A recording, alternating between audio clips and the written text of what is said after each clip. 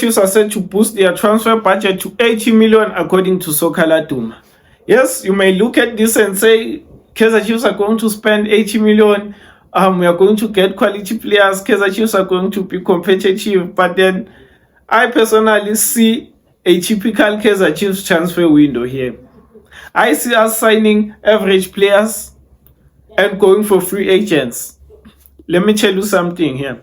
Kaizer Chiefs spent 60 million this season, 50 million in the June transfer window, and 10 million in the January transfer window. But then look at the players we signed.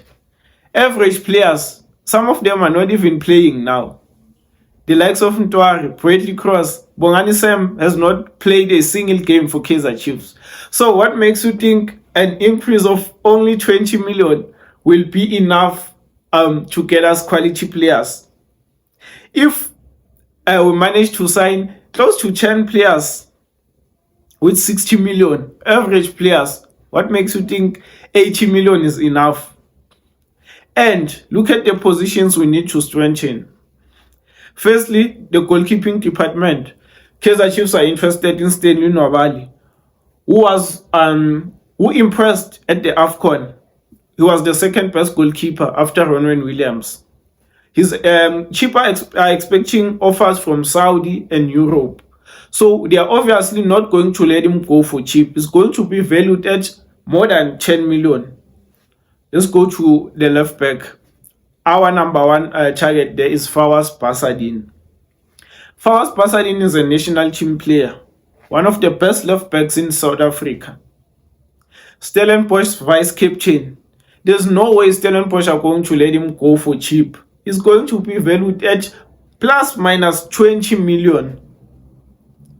We're looking to sign a number 9. One of the leading candidates is Fiston Mayele. Mayele is going to be valued at more than 10 million rands. Let's move to probably our number one target, Faisal Salum. Mate, the guy is valued at around 45 million. That's more than half of our whole budget. So do you really think this is enough to get us these players? We also linked with the likes of Neo Maema, Rowan Human, Muremi from Amazulu. The list goes on and on. So do you really think 80 million will get us those players? Unless we change the approach. Unless if we are not going to use the same approach as last season and the previous seasons.